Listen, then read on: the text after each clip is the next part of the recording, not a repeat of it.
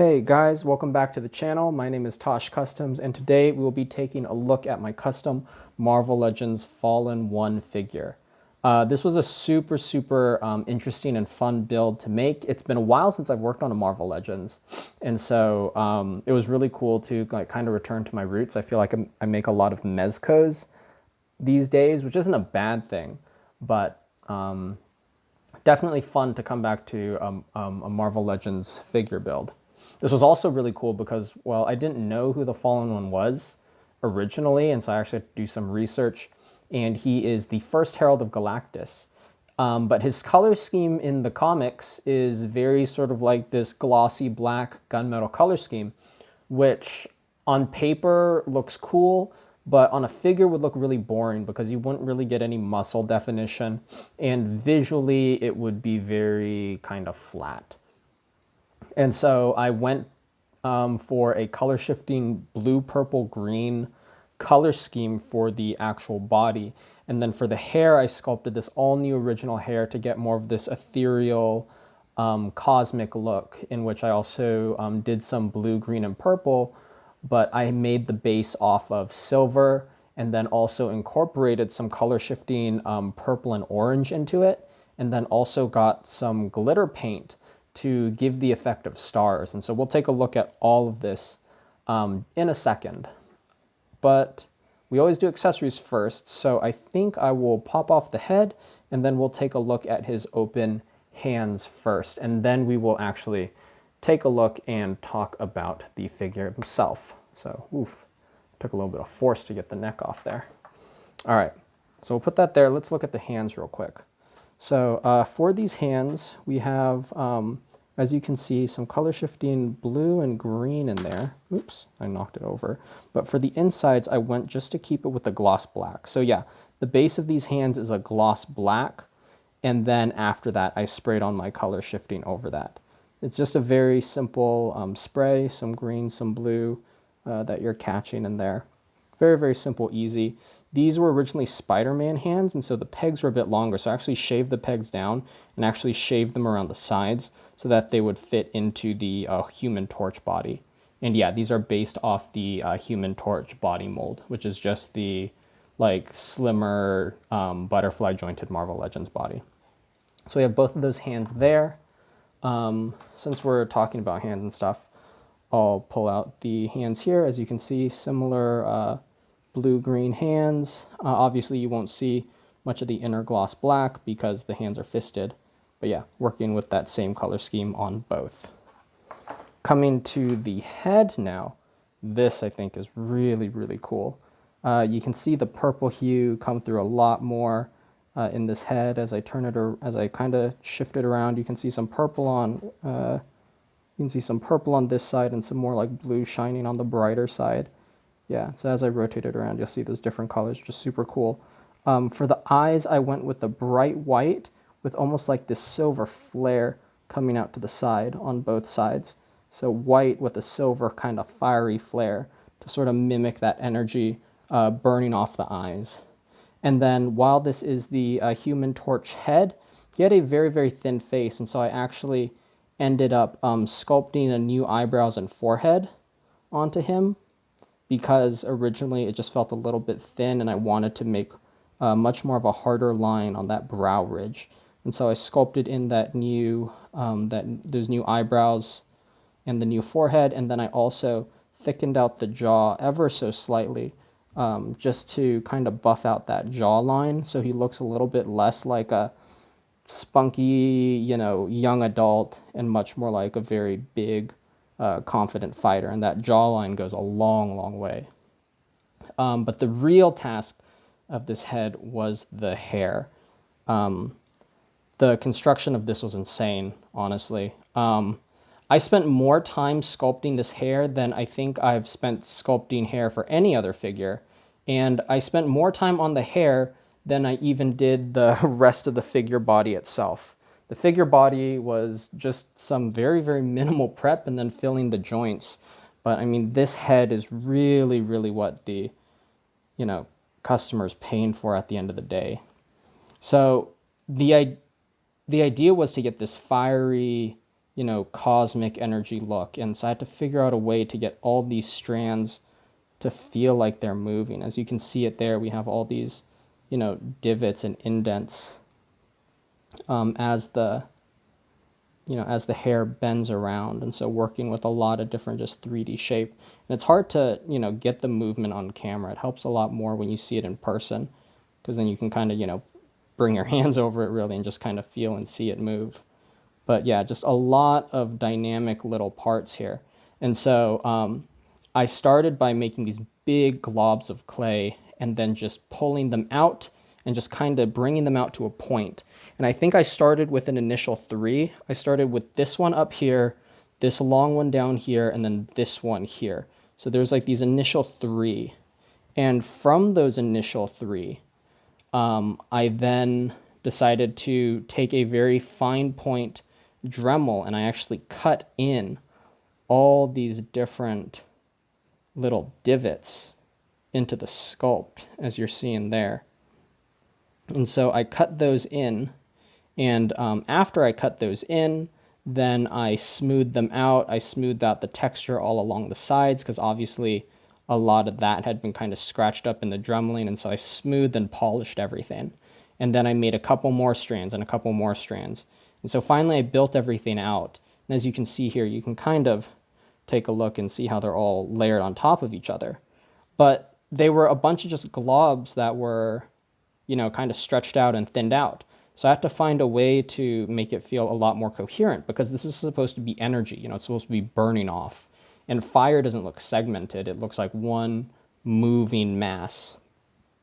And so what I did was I shaved and sanded down all the sort of like edges. I buffed out the edges of all the different blobs of sculpt. And then I went over again and I smoothed out all the little cracks between the different strands of hair. And so that took a lot of time, because I had to make it feel uniform. And I mean, I think that looks crazy smooth.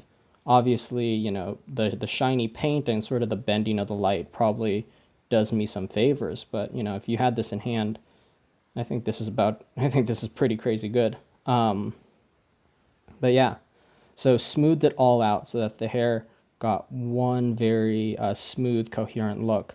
And then after that, it was painting. And so while the skin of the head and body and hands was done in a gloss black, I did this in, I did the base mix in a blue mixed with silver. And then after that, I ended up sponging and then dry brushing in these silvered out tips on the edges of all the little, I guess, fire, or cosmic energy ends. And so it felt a little bit more like some burn off in that way.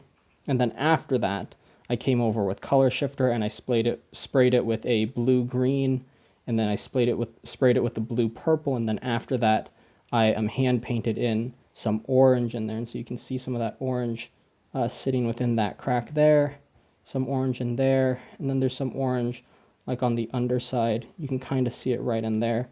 It's kind of finicky with the light, you kind of have to get at the right angle, but there is a lot of there. You're seeing some right there and some right there, some purplish orange into kind of like the undersides of some of these fire effects there. And then after that, what I did was I came over with a glitter paint. I found this clear coat glitter paint, and so that's what's almost dropped it. And so that's what's giving us that starry effect throughout the hair. I just not dry brushed. I just kind of painted that in and did my best to smooth out the glitter along the whole head sculpt. And so you get those nice little shiny flecks throughout to, just further magnify that cosmic energy look. So I'm very, very happy with how that turned out. Coming to the main body of the figure, we will put the head back on. Just pop that on there. He's a very, very bright figure. I did a very similar technique with this guy as what I did to Venom, which was I painted the whole body that gloss black, and then I hit it with the color shifters. But, similar to Venom, I wanted there to be this nice contrast in the cracks of the body. And so I came through with the Angelus leather black, and I just dipped it into the cracks. And so you can see it here in the thighs, you can see it in the abs and in the chest there.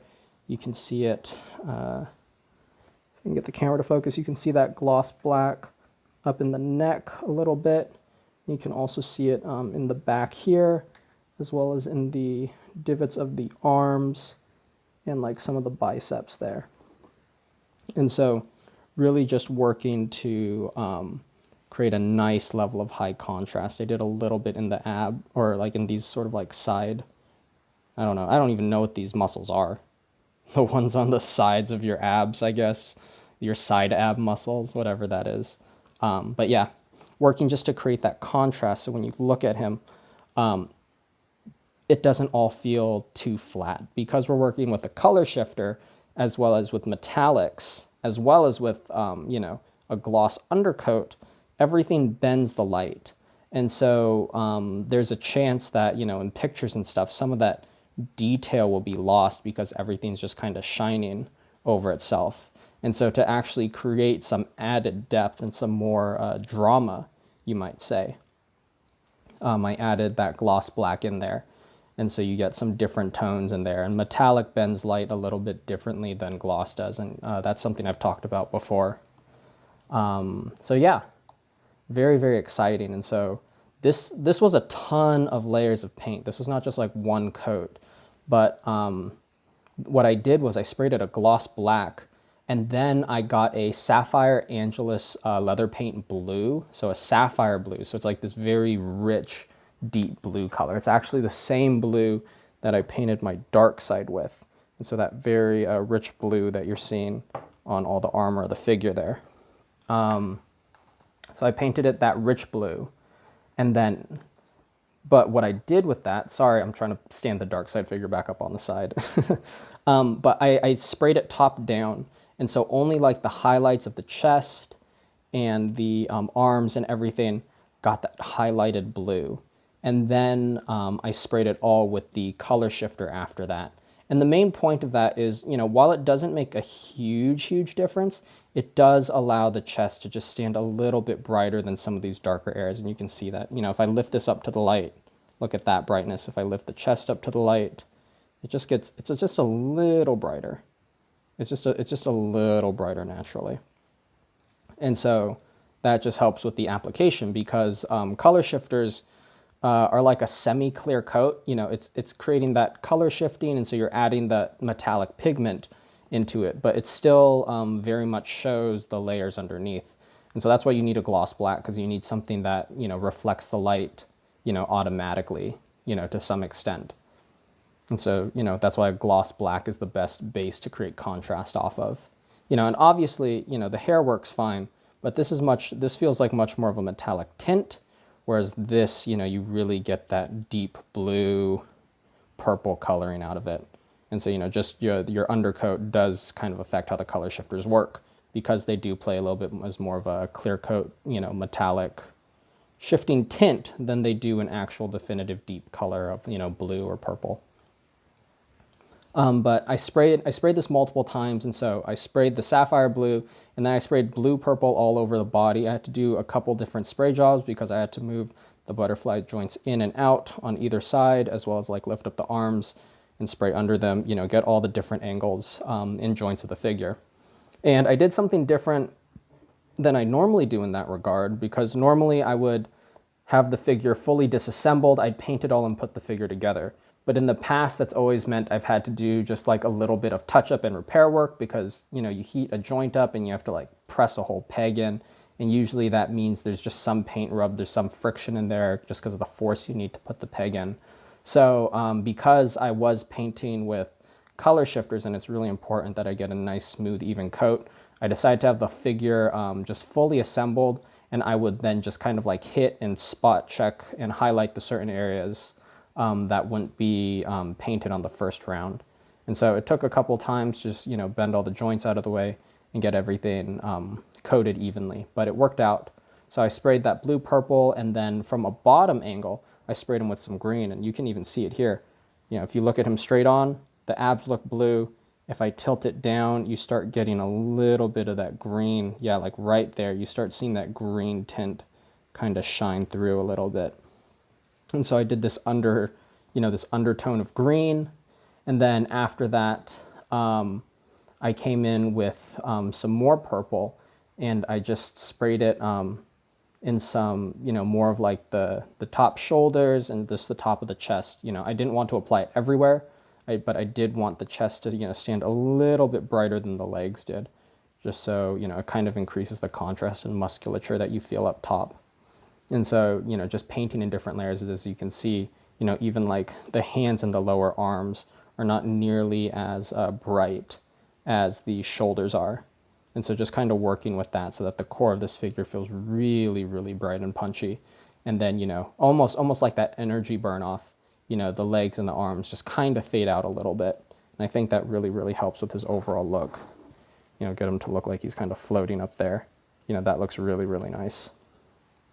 An interesting thing I found about this guy was I didn't actually have to take him apart all the way. Normally, you'd want to drill into the sides and into the shoulders and pop the butterfly joint out and pop the shoulders out and everything like that. But for some reason with this Human Torch figure, and it's probably honestly just luck, but I was eyeballing the figure and I was moving the joints around and I realized that I wasn't getting any joint rub. So what I mean by that is normally there's like points of tension where like the joints will kind of buck up against each other, which will cause paint rub. But in this case, this guy has no issues on the shoulders whatsoever. I did sand down the butterfly joints on the insides so that he can get that full rotation without any paint rub issues. As you can see, that color shifter follows all the way through on both sides. On both sides of the body, we have no issues. The elbows, same thing. You can see that I have the color shifter in the elbows, and I bend them back, and then, we look at it from the front side, still all the color shifter in there. And so I just got incredibly lucky, honestly, because as I was eyeballing it, I was like, none of this stuff is paint rubbing. I'm not going to run into any issues here. And so my main job was really, I sanded down the wrist pegs, and I sanded down the ankle rockers, or not the ankle rockers, just that ankle, swivel, hinge, maybe, I don't know. So that you can see the color shifter runs through it also. And also, same thing on the back side. You can see some of that green in there. So, yeah, I had to sand down very minimally, and then it was just filling in the joints.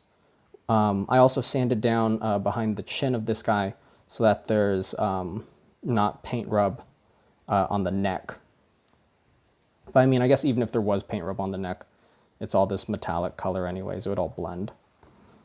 But yeah, so I got super lucky with the prep work there, and so the head was the big priority. And once I had that, it was some minimal sanding and then just filling in the joints to get a, I would say a pretty seamless look. You can see the joint a little bit, but I haven't seen anyone, I don't think I can say I've seen anyone do it 100% flawless. Definitely, certain sides are better than the others.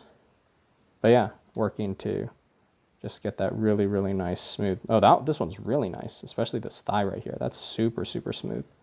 Yeah, just working to get a very, very nice smooth texture over it all so that the body feels, even though all the joints are exposed, hopefully feels a little bit more smooth and a little bit more seamless. As you can see, the knee joints, no issue with paint rub, and you can see the gloss, or not the gloss, the color shifter running through there. So yeah, this was a super fun figure to make. He keeps all his articulation. He's got that wonderful, wonderful cosmic paint job. Kind of bend him up like this, have him flying through space here. Just looks beautiful, honestly. I'm so proud of this paint job. I've only worked with color shifters a couple times, and so to paint a whole figure with the color shifter was a little bit intimidating. I wasn't sure how the layers were going to turn out. I wasn't sure how smooth it was going to look. I wasn't even sure what the consistency between like the blue, purple, and green was going to be. But honestly, I feel very, very satisfied with all of it. And I know the customer is very happy too. With that, I also want to say thank you to the customer. There was a lot of delays on this project, not because it was, super, super difficult, but I still had the appendix thing going on. And then there's just other commissions that I was trying to catch up and tie up on. And even this review was filmed a little bit later than I'd like in my schedule. And so I just appreciate all the patience that they've shown. And, you know, I hope the work speaks for itself. I feel, I'm so proud of this guy, honestly. I'm also going to include some energy effects. I have some in the garage right now. I've been testing out some different energy effects on him, and I think I have some nice blue ones that will probably fit with this guy, either blue or purple. I'm still deciding, but I do think I'll be including some energy effects with this guy just to kind of boost the cosmic nature of him. But I'm so glad that the customer showed me this character. He's super cool. I feel like the only real Herald of Galactus I know is Silver Surfer. And so to see actually a different character and what almost feels like a, you know, cooler Silver Surfer because he has fire, you know, he's got energy fire hair also. Yeah, just a very, very cool design. And I'm glad we went with this body. It allows for a lot of articulation. It still feels very muscular. And with the extra jaw sculpting and eyebrow sculpting, he feels a little bit less like a teenager and much more like a very solid, built, intimidating cosmic force to deal with. So I think that brings me to the conclusion of this review.